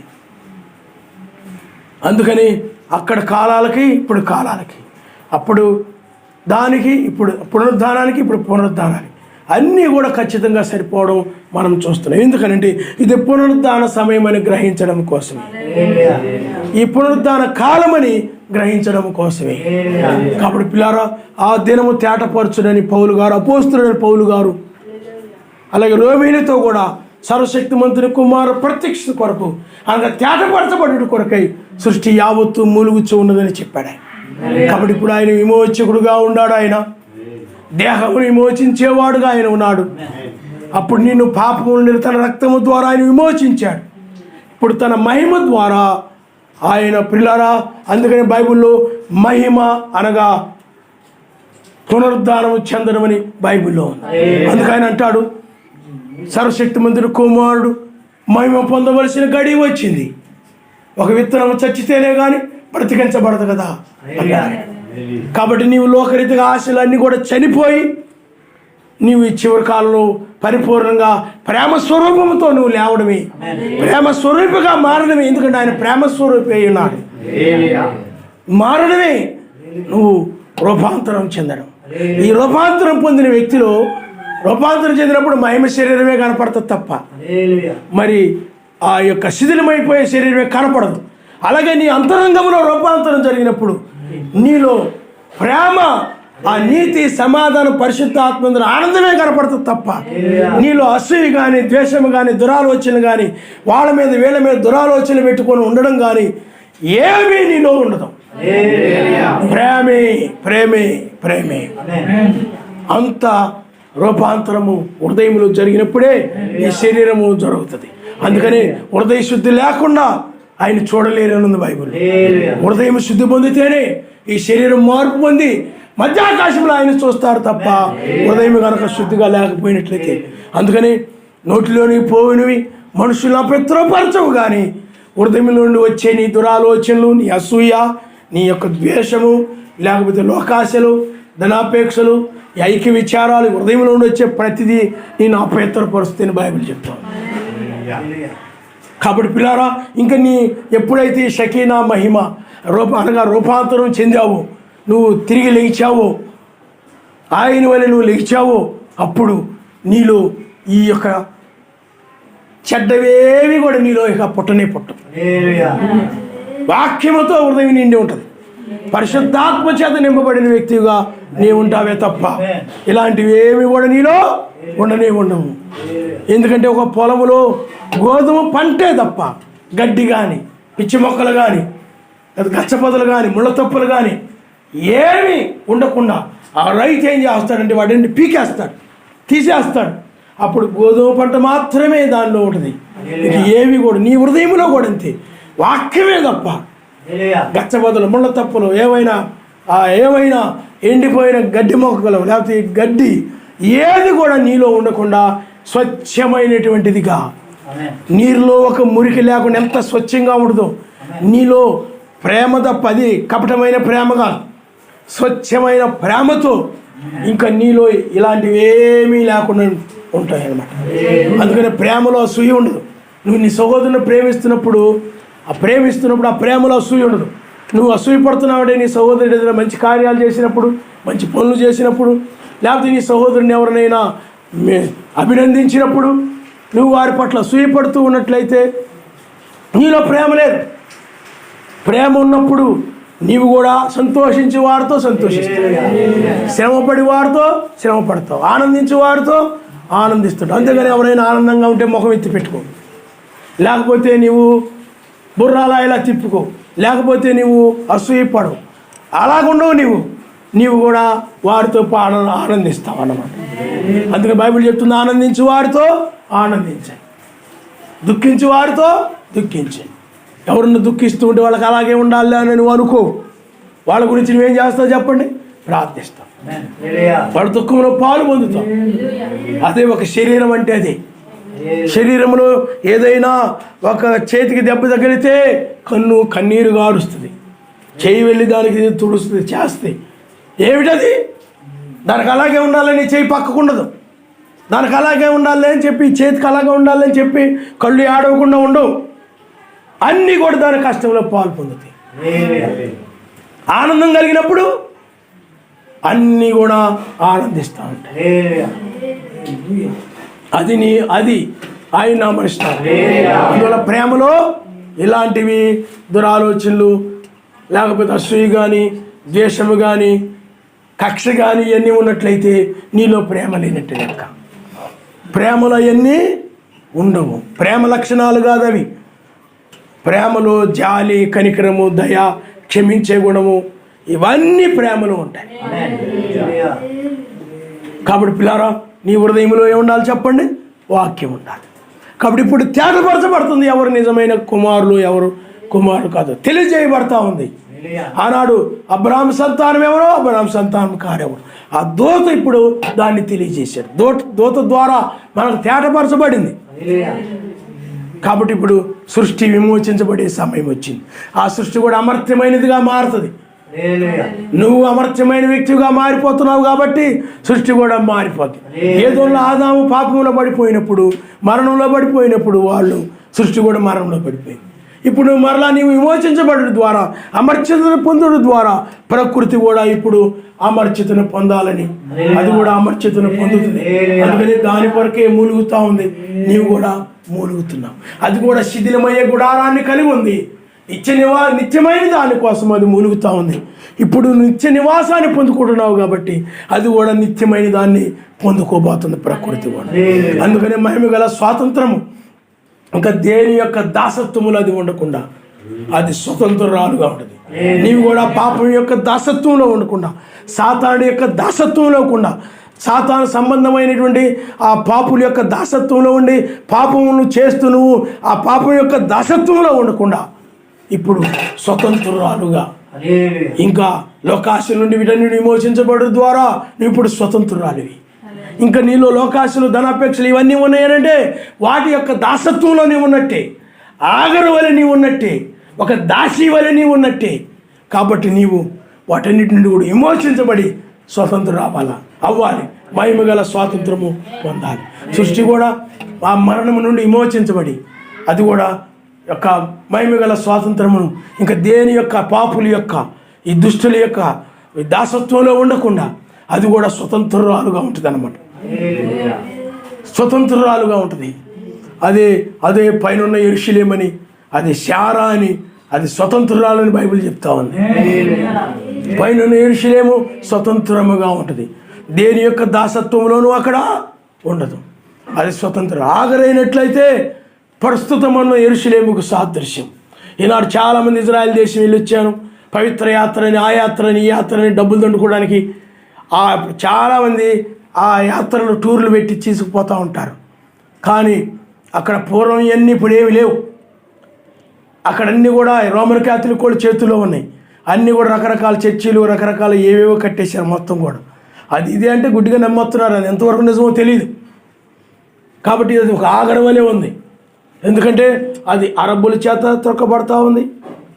అలాగే ఎందుకంటే కొంత భాగం పాలస్తీనాలో ఉంది కాబట్టి, అది కొంత భాగం ఇజ్రాయిల్లో ఉంది, కొంత భాగం పాలస్తీనాలో ఉంది. అందువల్ల ఆ ఇజ్రాయిల్ దేశము కొంత భాగం అరబ్బుల చేత తొక్కబడతా ఉంది, కొంత భాగం ఇజ్రాయిలు, అలాగే ఈ యొక్క నామకార్థ క్రైస్తవులు వీళ్ళందరి చేత తొక్కబడతా ఉంది.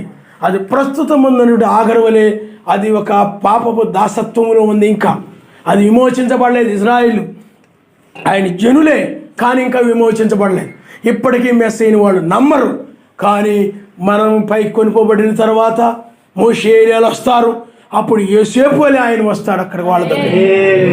చూడండి ఆయన ప్రేమ ఎంత కలిగిన వాడు. వాళ్ళు ఆయన సిలువేసి, ఉమ్మేసి, కొట్టి, ముళ్ళు కిరీటం పెట్టి ఇన్ని చేసినప్పటికీ కూడా వాళ్ళ మీద ఆయనకు ప్రేమ ఉంది. వాళ్ళు విమోచించాలనే ప్రేమ కలిగి ఉన్నాడు ఆయన. వాళ్ళు రక్షించాలనే ప్రేమ కలిగి ఉన్నాడు కనుక అట్టి ప్రేమను బట్టి మరలా ఆయన యోసేపు వలె వాళ్ళ దగ్గరికి వెళ్తారు. ఎందుకనంటే వాళ్ళు అనగా యోసేపు యొక్క సోదరులు యోసేపుని ఎలాగ అమ్మేశారో అలాగే ఇజ్రాయిల్ మనకు అమ్మేశారు మెస్సీని. ఇప్పుడు మరలా మన దగ్గర నుండి వాళ్ళ దగ్గరికి వెళ్తాడు ఆయన శ్రమకాలంలో. అప్పుడు వాళ్ళు ఆయన గుర్తుపడతారు. అయ్యో 2000 సంవత్సరం నాడు కలవర శిలువలో రక్తం చిందించింది నీవా, మా పితరులు ఎరువుకు ఆ విధంగా చేశారని వాళ్ళందరూ కూడా పశ్చాత్తాపడి ఆయన రక్తము ద్వారా విమోచన కలుగుతుందని వాళ్ళు అంగీకరించి, ఆయన నామము ద్వారా విమోచన కలుగుతుందని అంగీకరించి, అపోస్తుల బోధను వాళ్ళు అంగీకరించి వాళ్ళు ఆయన చేర్చుకుంటారు. అప్పుడు వాళ్ళు విమోచించబడతారు. 1000 ఏళ్ల పాలన ఆరంభమవుతుంది. ఆయన అమరిస్తారు. అందుకని 1000 ఏళ్ల పాలన మనం దగ్గరలో ఉన్నాం. 1000 ఏళ్ల పాలనకు మనం దగ్గరలో, మన రాజ్యం రాబోతుంది. నువ్వు ఎదురు చూస్తున్న రాజ్యము, ఆ దేశము, అది నీది. ఆ రాజ్యము రాబోతా ఉంది. అందుకని మనకి కాలాలు, సంఖ్యలు అన్నీ కూడా తెలియజేయబడుతున్నాయి. అందుకని మనం సంఖ్యల ద్వారా సంఖ్యాకాలంలో మనం ఉన్నాం. ఆనాడు నోహ కాలంలో అది భౌతికమైనటువంటి శాస్త్రకాలం అది. అందుకనే ఓడ ఏ విధంగా కట్టాలో ఏమిటో ఆయన ఆ విధంగా భౌతిక శాస్త్ర ప్రకారంగా బయలుపరిచాడు ఆయన.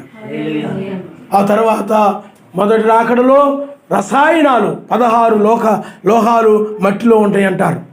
అలాంటి శరీరమును ఆయన కలిగి ఉన్నాడు. ఆయన అట్టి శరీరములో ఉండి మనవలే నడిచాడు, ఏడ్చాడు, తిన్నాడు, అలసిపోయాడు. మన శరీరములు మన వంటి శరీరములు ఆయన ఉన్నాడు. అందువల్ల ఆయన ఎవరో వాళ్ళు ఎరుగలేదు, ఆయన ఎవరో వాళ్ళకి తెలియలేదు.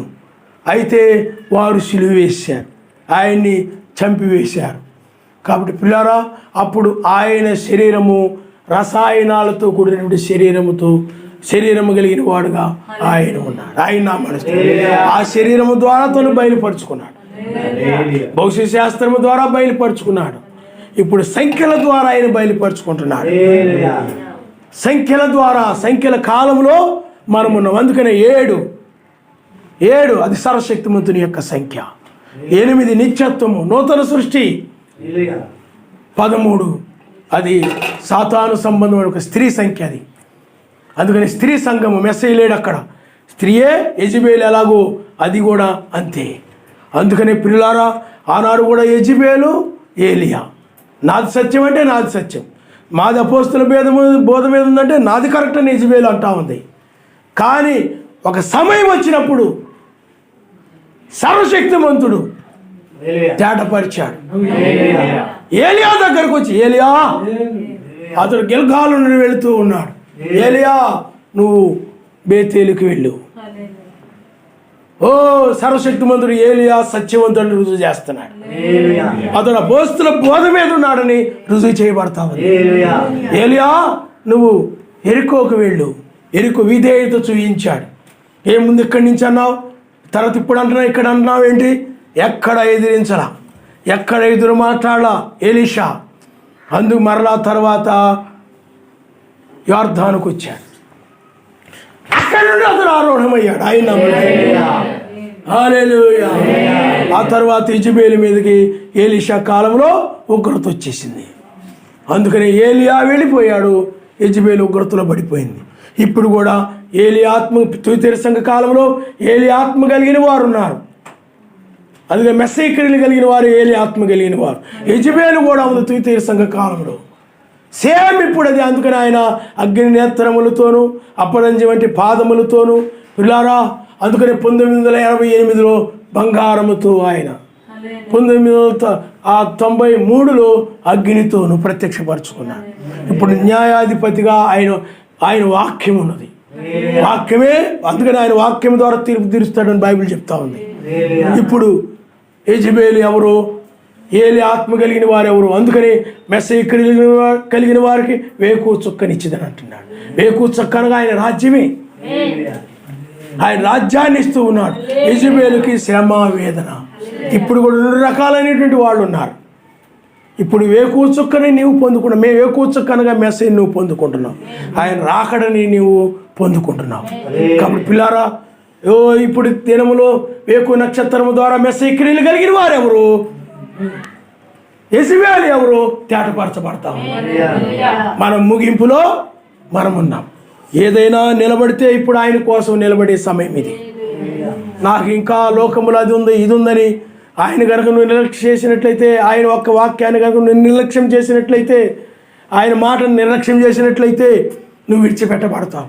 అందుకనే కాలానికి తగిన విధంగా నువ్వు నడవాలి. కాలానికి తగిన విధంగా. ఆ కాలం ఏమిటంటే సువార్తలో ప్రపంచాన్ని ప్రకటించే కాలం. ఆ సమయం అయిపోయినప్పుడు నోహు సువార్త ప్రకటించడం మానివేసి ఓడలోకి వెళ్ళిపోయాడు. ఏలియా సువార్త ప్రకటించాడు. ఏలియా ఆ సమయము అయిపోయినప్పుడు ఏలియా తను ఆరోహణమవుడు కోసమై అతడు ప్రయాణం చేశాడు. నీవు కూడా ఇప్పుడు ఏలియా వలె 3లో మనం ఉన్నాం. ఆయన నామనిస్తాం. 3లోనే మనము ఆరోహణం అవుతాం. అందుకనే మొదట అక్కడ అభివృద్ధి చెందలేదు. 2 ఇస్సాకును మనం చూస్తే మొదట ఒక బావిని తవ్వాడు, అక్కడ అభివృద్ధి చెందలేదు. అది మాదే అన్నప్పుడు అక్కడి నుండి బయటకు వచ్చాడు. మరలా 2వ బావి దగ్గరకు వచ్చాడు, అక్కడ త్రవ్వాడు. ఇది మాది అన్నప్పుడు మరలా దాన్ని విడిచిపెట్టి వచ్చాడు. మూడవ దగ్గరకు వచ్చినప్పుడు ఇక్కడ వారు రాలేదు కాబట్టి ఆయన అభివృద్ధి చేయనని అక్కడ ఆ యొక్క ఇస్సాకు అభిప్రాయపడ్డాడు. ఆయన మనసు ఇక్కడే ఇప్పుడు మనము కూడా అభివృద్ధి చెందే కాలంలో మనం ఉన్నాం, ఎత్తబడే కాలంలో మనం ఉన్నాం. అక్కడ ఉన్న అతడు బెరాకుకు వెళ్ళాడు. అతడు అక్కడ సర్వశక్తిమంతుడు ప్రత్యక్షమయ్యాడు. మనము కూడా మధ్య ఆకాశంలో కలుసుకోబోతున్నాం. 3 తర్వాత ఆయన ప్రత్యక్షమయ్యాడు. మనము కూడా ఆయన్ని మధ్యాకాశంలో మనము కలుసుకోబోతున్నాం. ఛాయలన్నీ కూడా సరిపోతున్నాయి. కాబట్టి ఇప్పుడు పరిపూర్ణంగా వాక్యాన్ని నమ్మే కాలం ఇది. వాక్యమును బట్టి నమ్మే కాలం ఇది. అద్భుతాలను బట్టి, సూచక్రియలను బట్టి, మహత్కార్యాలను బట్టి, ఏదో అతీతమైన మేఘాలను బట్టి ఇది నిజమైన వర్తమానం అని నమ్మే కాలము కాదు, కానీ వాక్య బయలుపాటును నమ్మేటువంటి కాలం ఇది. ఆయన హల్లెలూయా. అబ్రహాము బ్రహ్మం గారి కాలంలో అద్భుతాలను బట్టి నమ్మిన వారు ఉన్నారు, ఉదయ రహస్యాలు బయలుపరచడం ద్వారా నమ్మిన వారు ఉన్నారు, స్వస్థతను బట్టి నమ్మిన వారు ఉన్నారు. బయలుపాటు కలిగినప్పుడు, వాక్య బయలుపాటు కలిగినప్పుడు అనేక మంది ఆయన వదిలిపెట్టి వెళ్ళిపోయారు. వాడికి అర్థం కాక మెసేజ్ జీవితంలో కూడా స్వస్థతలు ఉన్నాయి, అలాగే ఆయన జీవితంలో అద్భుతాలు ఉన్నాయి, అనగా 3 ఇడుపులు ఉన్నాయి, స్వస్థతలు ఉన్నాయి, హృదయ రహస్యాలు బయలుపరచడం ఉంది. 3వ ఇడుపు వాక్య బయలుపాటు. ఆ వాక్య బయలుపాటులో నా శరీరం తిని నా రక్తము త్రాగితేనే అన్నప్పుడు అది వాళ్ళకి అర్థము కాక 70 మంది ఆ బయలుపాటుని త్రోసివేశారు. ఇప్పుడు కూడా మనము వాక్య బయలుపాటు కాలంలో మనం ఉన్నాం. ఆయన మనసు అందుకనే 7వ ముద్ర అది వాక్య బయలుపాటు అని చెప్పాడు బ్రహ్మం గారు. 3వ విడుపు అని చెప్పాడు. ఈ 3వ విడుపులో నిజమైన సంతానం ఎవరు, నిజమైన సంతానం కాని వారు ఎవరో తేటపరచబడదు.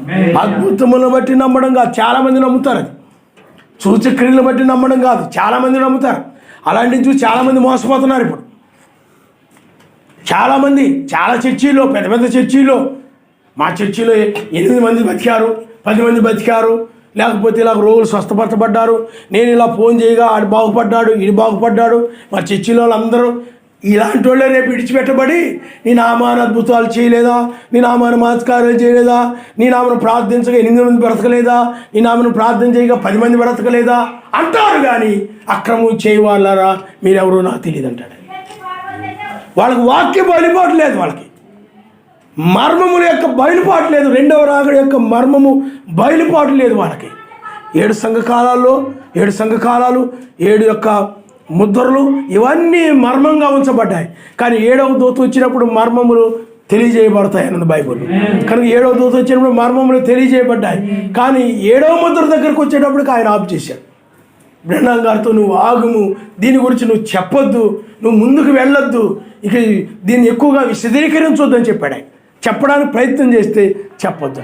ఎందుకనంటే ఆయన సమయంలోనే బయలుపరచబడాలి తప్ప ముందుగా బయలుపరచబడేది కాదని చెప్పాడు.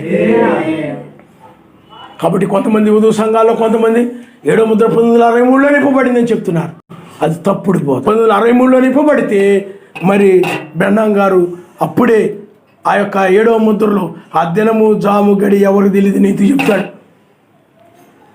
అప్పుడే బయలుపరచబడితే చెప్పాలి కదా, చెప్పలేదు. కాబట్టి 1963లో 7వ ముద్ర ఇవ్వబడలేదు. కానీ ఇప్పుడు మనకు తేటగా ఇవ్వబడడం మనం చూస్తాం. తేటగా మనకి 2వ పేతురు రాసిన పత్రికే 7వ ముద్ర. ఆయన నమస్తం తల వంచుకోండి, మనం ప్రార్థన చేసుకుంటాం. ఈ దినం మనం తేటపరచబడతా ఉంది. ఏది అపోస్తల పునాది మీద ఉందో, ఏది అపోస్తల పునాది మీద లేదు. సర్వశక్తిమంతుడు కుమారుడు ప్రత్యక్షత ఇప్పుడు పూర్తిగా జరుగుతూ ఉంది. ఎవరు సర్వశక్తిమంతుడు కుమారులు, ఎవరు సర్వశక్తిమంతుడు కుమారులు కాదు. ఎవరు పై కొనుపబడేవారు, ఎవరు విడిచిపెట్టబడేవారు, ఎవరు మహిమ శరీరం పొందుతారు, ఎవరు మహిమ శరీరం పొందరు. వేకు నక్షత్రము ద్వారా తేటపరచబడతా ఉంది. వేకు నక్షత్రమును అంగీకరించిన వారు, హృదయంలో చేర్చుకున్న వారు, వారు సర్వశక్తిమంతుల కుమారులని తేటపరచబడతా ఉన్నారు. దాన్ని తిరస్కరించిన వారు ఉగ్రతలో ఉన్నారు. నరుని కోపము నీతిని నెరవేర్చదు. ఆనాడు పరిసయ్యులు, సద్దూకయ్యులు, ప్రధాన యాజకులు తమ కోపం వలన సత్క్రియలు కనబరచలేకపోయారు. తలరాయి వచ్చి ఎవరు సర్వశక్తి మందులు కుమారులు, ఎవరు సర్వశక్తి మందులు కుమారులు కారు చాటపరచుట. ఇప్పుడు ఈ సమయంలో ఆదాము వల్ల పోగొట్టుకునే సమస్తాన్ని నువ్వు తిరిగి పొందుకుంటున్నావు సుమా. ఆదాము వల్ల పోగొట్టుకునే ఆ మహిమ శరీరాన్ని, ఆ మహిమ గల రాజ్యాన్ని తిరిగి ఇప్పుడు నీవు పొందుకుంటున్నావని గ్రహించాలి. ఆదాము అవిధేయత వల్ల పోగొట్టుకున్నాడు దాన్ని, నీవు విధేయత ద్వారా వీటన్నిటిని నువ్వు పొందుకుంటున్నావు. నువ్వు ఎప్పుడైతే మెస్సీని ప్రేమిస్తున్నావో అప్పుడు నీవు ఆయన వాక్యానికి విధేయత చూపిస్తావు, లోబడతావు, మాటకు లోబడతావు. మాట వినని వ్యక్తివిగా, లోబడని వ్యక్తివిగా, నీ ఇష్ట ప్రకారం నడిచే వ్యక్తివిగా నీ ఉండవు. కానీ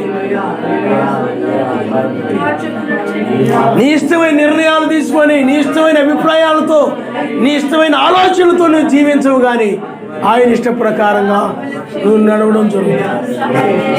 నన్ను ప్రేమించిన నా మాటలు గైగొనమని మెస్సయ్యా పలికెను. నన్ను ప్రేమించిన నా మాటలు గైగొనమని మెస్సయ్యా పలికెను. నా వాక్యమందు నిలచిన వారే నా శిష్యులని తెలిపేను. నా వాక్యమందు నిలచిన వారే నా శిష్యులని తెలిపేను. నా శిష్యులని తెలిపేను. ప్రేమించుచున్నావా? ఏది నీలో ప్రేమ? ప్రేమించుచున్నావా? ఏది నీలో త్యాగం? పిల్లలు ఆలోచన చేయండి.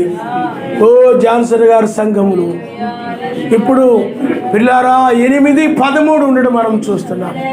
ఇటు వేకు నక్షత్ర వర్తమానం, అటు స్త్రీ బోధ రెండు ఉండడం అయా మేము చూస్తున్నాము నాయన. హల్లెలూయా, హల్లెలూయా, హల్లెలూయా, హల్లెలూయా, హల్లెలూయా, హల్లెలూయా, హల్లెలూయా. ఇప్పుడు ప్రపంచంలో రెండు బోధలు ఉన్నాయి. ఒకటి వేకు నక్షత్రము యొక్క బోధ, రెండవది స్త్రీ బోధ. అది అమెరికా బోధ. అమెరికా స్త్రీ వలె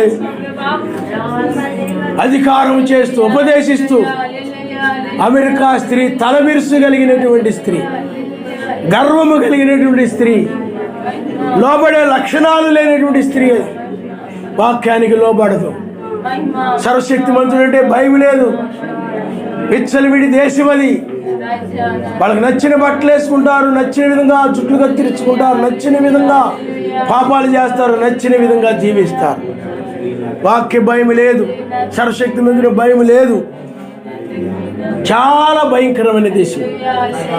అలాంటి ఆత్మ ఈనాడు సంఘాల్లోకి వచ్చింది.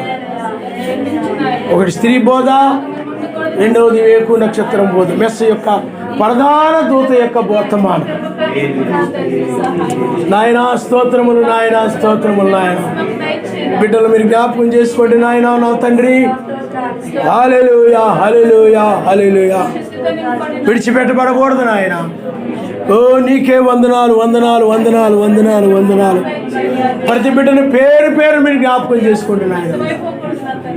ప్రతి బిడ్డతో మీరు పేరు పేరు మాట్లాడండి మా తండ్రి. హల్లెలూయా, హల్లెలూయా, హల్లెలూయా.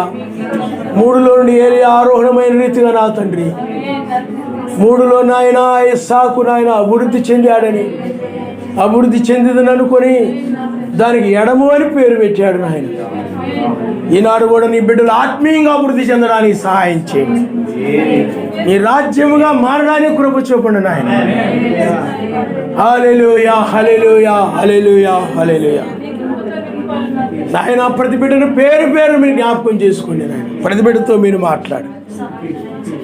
మీరే ఘనత, మహిమ, ప్రభావం పొందుకోమని యాశ్వమేశ్వరాన్ని మిక్కిలిగా బ్రతిలాడు చదువుచున్నాము. ఆమేన్.